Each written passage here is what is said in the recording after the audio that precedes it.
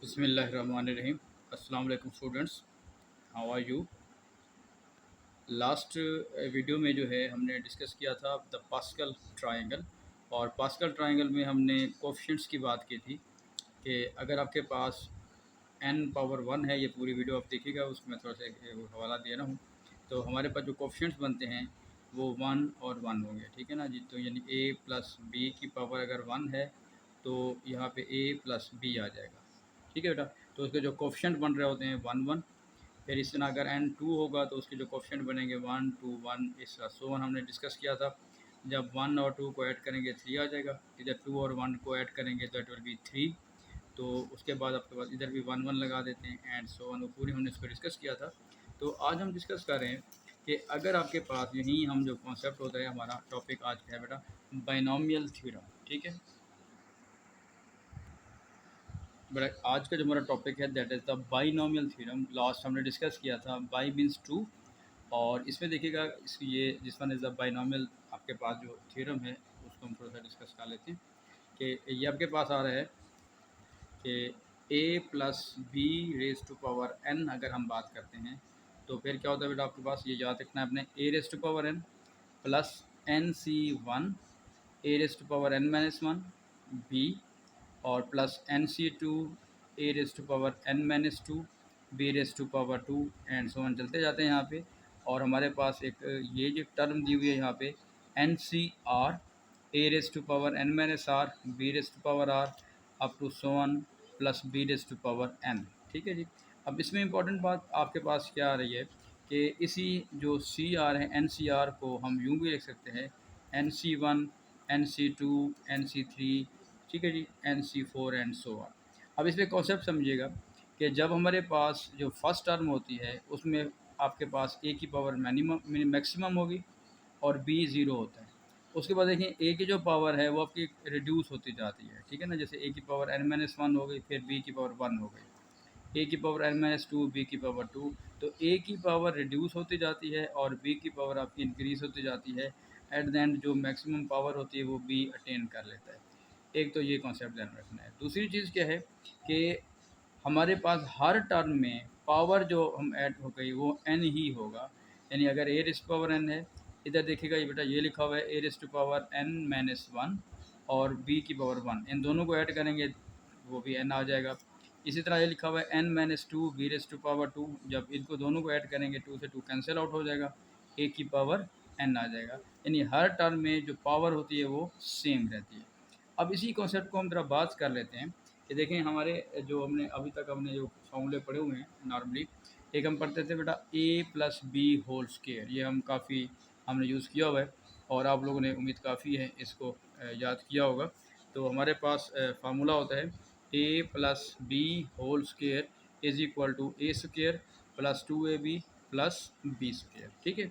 अब देखें ये हमने ऐसे याद किया हुआ है। अगर हम इसको बाइनोमियल थ्योरम से खोलें तो ये बन जाएगा एन सी ज़ीरो, जैसे यहाँ पे हम कर रहे थे। तो two C zero A raise to power n plus two C one A raise to power one B की पावर वन और टू सी टू बी की पावर टू। अब देखें जो टू सी ज़ीरो होता है बेटा वो वन होता है, यहाँ बन जाएगा ए स्क्वायर। और टू सी वन जैसे हमने कम्बिनेशन वाला कॉन्सेप्ट यूज़ किया हुआ है तो वो होता है टू, और यहाँ बन जाएगा ए बी, और प्लस टू सी टू जो होगा वो वन होता है और ये बन जाएगा बी स्क्वायर। तो इस रूल से, इस बाइनोमियल थ्योरम से हम कोई भी पावर का फार्मूला बना सकते हैं, दैट में B A plus B raise power cube, A plus B हो रेज़ पावर फोर, कोई भी फार्मूला है किसी पावर का हम बाइनोमियल थ्योरम से आराम से बना सकते हैं, ठीक हो गया जी। अब इसमें दो तीन कॉन्सेप्ट आपने मज़ीद ज़हन में रखने हैं कि ये हमारे पास कुछ यूँ समझे रूल्स हैं जो कि आपको हेल्प करेंगे। एक तो ये है कि एन सी ज़ीरो जब भी होगा that will be equal to one, ठीक है जी। फॉर एग्जाम्पल आपके पास ये लिखा हुआ है यहाँ पे कि फाइव सी ज़ीरो, अगर आप फाइव से ज़ीरो लेंगे तो आपने कम्बिनेशन वाला कॉन्सेप्ट पढ़ा हुआ है कि फाइव सी ज़ीरो का मतलब क्या होता है बेटा, five factorial over five minus zero factorial, ठीक है जी। Five factorial five minus zero factorial into zero factorial, ठीक हो गया। अब फाइव फिक्टोरियल ऊपर भी फाइव फिक्टोरियल आ रहा है, फाइव माइनस ज़ीरो फिक्टोरियल वो भी फाइव फिक्टोरियल बन गया, और जो आपका ज़ीरो फिक्टोरियल होता है that is equal to one, ये हम पीछे पढ़ चुके हैं। तो इसका मतलब ये है कि फाइव फिक्टोरियल को जो फाइव फिक्टोरियल से कैंसिल करेंगे तो हमारे पास क्या आ रहा है जी, वो 1 आ रहा है। ठीक है, ये आपके पास एक कॉन्सेप्ट आ गया। क्लियर जी। तो इसी तरह 5C01 होगा, ये आपने ध्यान रखते जाना है। फिर NC0 यानी 5C5 जो होगा वो भी क्या होता है, 1 होता है। ठीक हो गया। उसके बाद आपके पास 5C1 जब होगा, दैट इज़ 5। जैसे हम इसके रूल की बात कर रहे थे, अगर इसमें देखिएगा कि NC0 करेंगे तो अब भी आंसर 1 आएगा, NCN करेंगे तब भी आंसर 1 आएगा, यानी कि अगर सेम जो भी होगा। उसके बाद इसके साथ कुछ और देख लें, NC1 जब करेंगे वो हमेशा N आएगा, जैसे ये था 2C1 वो 2 आया। 3C1 जब हम करेंगे तो वो आपके पास क्या आ जाएगा बेटा, 3 आ जाएगा, एंड सो ऑन। इसी तरह NCN-1 वो भी N आएगा। क्या कहना चाह रहा हूँ देखिएगा, इसमें अगर हम बात करते हैं कि 5C1 भी 5 है और 5C4 भी क्या आ रहा है, 5 आ रहा है, यानी अगर एक कम होगा वो भी आपका वही सेम N आ जाएगा। ये 3-4 कॉन्सेप्ट आपने ध्यान में रखना है, यहाँ पे हमारे काम आते हैं। ठीक हो गया जी। अब आपने देखना है एक क्वेश्चन हम अटेम्प्ट करने जा रहे हैं, ये है आपके पास। अच्छा बेटा देखिएगा, इसमें एक एग्जांपल हम डिस्कस कर रहे हैं, that is use the binomial theorem to expand. अब इसका कॉन्सेप्ट क्या है बेटा, इसको आप ए ले लें 3 को, और जो बी आपके पास है 4x जो है वो बी हो जाएगा। ठीक है, अब हम कैसे इस्तेमाल करेंगे इसको, जैसे हमने ऊपर लिखा हुआ है कि ए रेस टू पावर एन। अब यहाँ पे जो एन है आपके पास 5 है, A raise to power N plus NC1 A raise to power N-1 हो गया, यानी पावर कम होती जाएगी, और बी रेस टू पावर 1। ठीक है, और आपके पास जो है इधर आ जाएगा आपके पास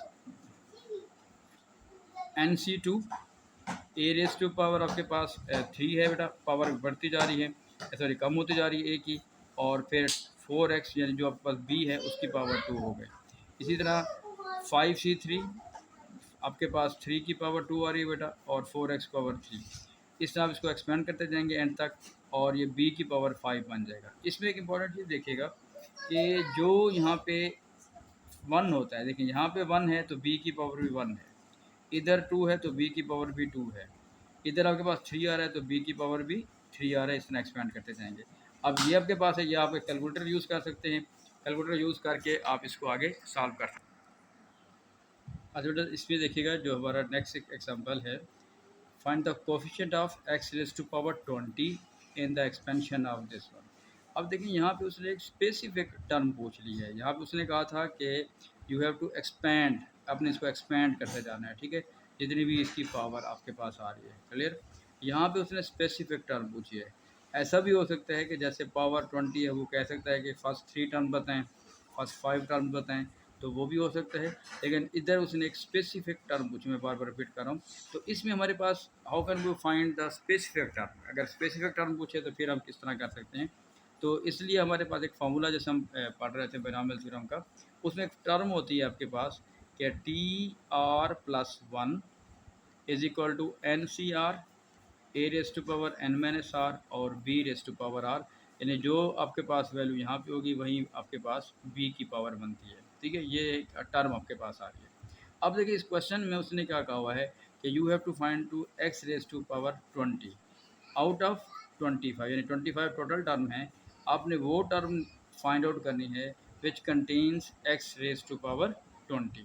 अब देखिए एग्जांपल में उसने एक पूरी एक वैल्यू लिखी हुई है, उसने 25 लिखा है, फिर 24 तक गया है, फिर ऐसे कम करते करते करते जहाँ तक 20 उसमें इन्वॉल्व हो रहा है वो लिखा है। लेकिन आप अगर सिंपल यूँ कर दें, ये वाला जो स्टेप है इसको आप देख लें कि हमारे पास फार्मूला जैसे हम बात कर रहे हैं कि हमारे हमने लेना है जी TN आपके पास है, जिसमें x की पावर क्या होनी चाहिए, 20 होनी चाहिए। देखिए यहाँ पे आपके पास क्या आ रहा है, ये बेटा a है, और ये क्या आ रहा है पास हमारे b आ रहा है। इसका मतलब है कि b की पावर आपकी 20 बननी चाहिए।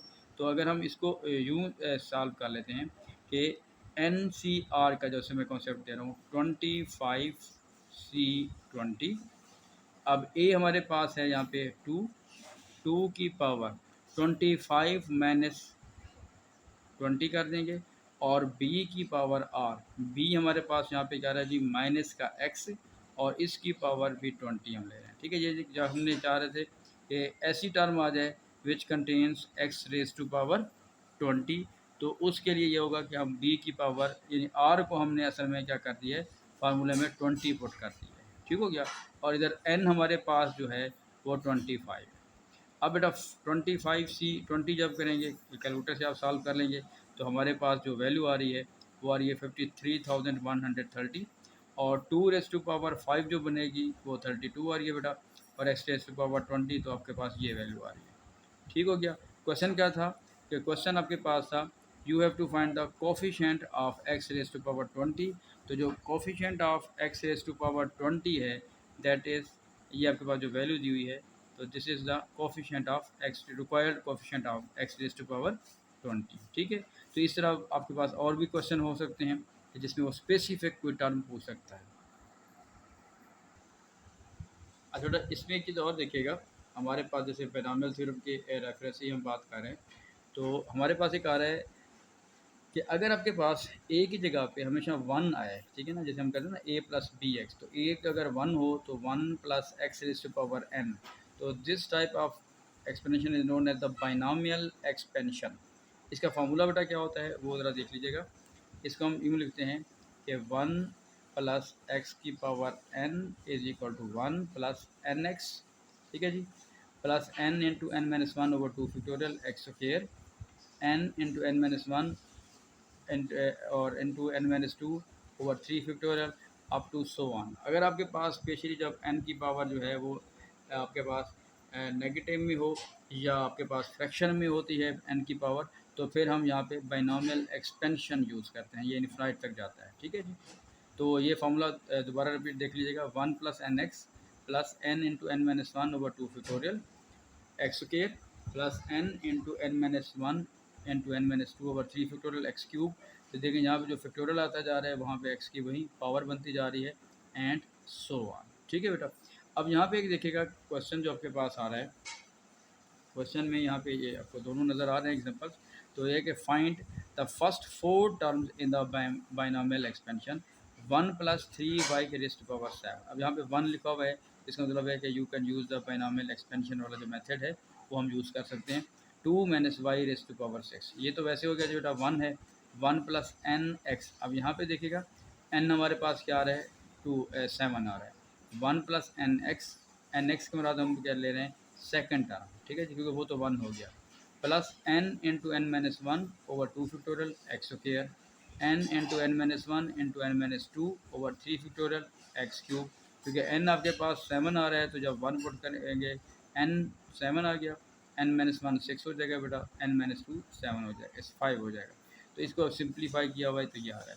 नेक्स्ट देखिएगा 2 - y⁻5। इसको पहले क्या कर दिया, 2 कॉमन जब लेंगे तो 2 कॉमन लेंगे तो ये बनेगा 1 - y/2, यानी 2 दोनों से कॉमन ले लिया। और होल की पावर क्या बनी हुई है बेटा 6, इसका मतलब है 2 की पावर भी 6 है और 1 - y/2 इसकी पावर भी क्या आ रही है 6 हमारे पास आ रही है, ठीक है जी। अब हम क्या करने जा रहे हैं, देखिए फार्मूला वहीं लग जाएगा, ये 2 की पावर 6 आप बाहर निकाल दें, 1 + nx plus n-1/2 x² up to so on, ये आपका सारा क्वेश्चन हो गया, ठीक है। जिसको एक्सपेंड कर लीजिएगा, इसको मज़ीद भी ज़रा खुद भी जो क्वेश्चन हमारे डिस्कस हम करते जा रहे होते हैं तो लेक्चर से बेटा इसको नोट किया करें और अपने नोट्स काइंडली बनाते जाया करें। Thank you. अच्छा तो लास्ट में हम एक दो एग्जांपल्स जो है वो डिस्कस कर लेते हैं कि किस टाइप के क्वेश्चन आपके पास आ सकते हैं। एक आपके पास क्वेश्चन है the third term of the binomial expansion 1 + 1/4n is twice the fourth term, ठीक है जी। अब इसमें देखिएगा calculate the value of n, hence evaluate the middle term of the expansion, ठीक है। अब देखिए इसमें आपके पास 2 स्टेप्स में हम इस क्वेश्चन को करने जा रहे हैं बेटा। पहली बात है कि आपने क्या करना है कि the third term of this, तो थर्ड टर्म का फॉर्मूला बनेगा T3 जो आपके पास आ रहा है, ठीक है जी। जैसे हम फॉर्म करते हैं T3, तो वो बन जाएगा NCR, जैसे यहाँ पे आपके पास जो वैल्यू बन रही है, ठीक है जी, थर्ड टर्म। अब थर्ड टर्म में हमारे पास, अब बेटा इसको यूँ देख लीजिएगा, जब एक्सपेंड करते हैं तो हमारी जो फर्स्ट टर्म होती है वो स्टार्ट होती है NC0 से, फिर नेक्स्ट जो सेकंड टर्म होती है वो NC1 से, फिर थर्ड टर्म NC2 से, जैसे हम यहाँ बात कर रहे हैं। तो फिर क्योंकि यहाँ पे a की पावर आपके पास 1 आ रहा है तो फिर 1 की पावर जो भी लेंगे तो 1 ही रहेगा, तो बी जो आपके पास आ रहा है 1/4, तो उसकी पावर 2 बन जाएगी। ठीक है बेटा, तो NC2 इज इक्वल टू 1/4 और 2 आ गया। इस तरह जब आपके पास फोर्थ टर्म की बात कर रहा है, ठीक है, ट्वाइस द फोर्थ टर्म, तो जो फोर्थ टर्म निकाली है वो शुरू होगी NC आपके पास 3 से, और 1/4 की पावर आपके पास क्या आ जाएगी 3। अब देखें ये गिवन दैट कि third term is equal to twice term of 4, तो देखिएगा यहाँ पे उसने जैसे हमने पुट कर दिया है थर्ड टर्म को और ट्वाइस ऑफ दिस वन। अब यहाँ पे देखें हमारे पास क्या कॉन्सेप्ट आ रहा है कि NC2 जो बनता है वो n into N minus one over 2 factorial 1/4 का स्क्वायर हो गया बेटा, और यहाँ पे आ रहा है 2 मल्टीप्लाई बाई NC3 जो बनता है n into N minus one N minus two over 3 factorial, और ये वैसे पावर क्यूब आ गई। अब देखें एक n से हम n को कैंसिल कर सकते हैं, n माइनस वन को n माइनस वन से कैंसिल आउट हो सकता है। ठीक हो गया बेटा, बाकी इसको मज़ीद सिंप्लीफाई किया है।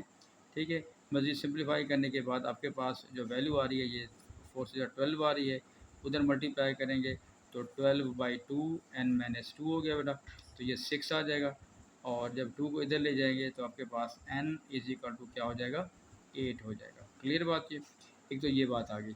आगे उसने कहा है कि calculate the value of n, value of n की वैल्यू पूछी है उसने, बात पूछी है जी, वो हमने निकाल ली।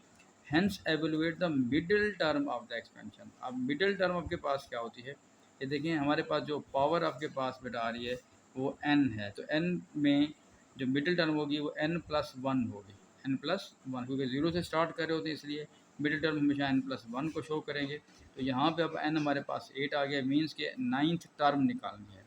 अब 9th टर्म का जो आपके पास कॉन्सेप्ट बन जाएगा, फिर हमारे पास जो कॉन्सेप्ट आपके पास आ रही है, अब बेटा देखिए यहाँ पे जो है क्योंकि टोटल 9 टर्म बन जाएंगी, n इज इक्वल टू 8 है, तो इसका मतलब है कि हमारे पास जो है वो 9 टर्म्स आपके पास आएंगी। ठीक है, अब उसकी जब हम मिडिल टर्म निकालेंगे उसको अगर आप यूँ देख लें कि हमारे पास क्या आ रहा है, अगर हम 9 टर्म लिखते हैं 1 2 3 4 5 ये होगी, तो फिफ्थ टर्म जो होगी that will be the middle term. अब फिफ्थ टर्म को कैसे लिखेंगे बेटा, 8C4 और p की पावर 4, तो 8C4 को आप कैलकुलेटर से यूज़ कर लें और इसकी भी वैल्यू निकालें, तो हमारे पास जो आपके पास आंसर आ रहा है बेटा वो आ रहा है जी 35/128। ठीक है बेटा, ये आपके पास ओवरऑल आंसर आ रहा है, इसको मज़ीद देख लीजिएगा बेटा। और उम्मीद काफ़ी कुछ हमने जो टॉपिक्स डिस्कस किए हैं इसके कुछ कॉन्सेप्ट क्लियर हो गए होंगे आपको। अगर कोई प्रॉब्लम हो रहा है तो उसको थोड़ा सा वीडियो को रिपीट करके सुन लें कहीं पे कॉन्सेप्ट में, और अगर फिर भी आपके पास कुछ कॉन्सेप्ट्स हैं, कुछ कन्फ्यूजन्स हैं, तो काइंडली जो है आप मुझे कमेंट बॉक्स में भेजिएगा, इंशाल्लाह मैं आपको उसके फिर आंसर दूँगा। Thank you.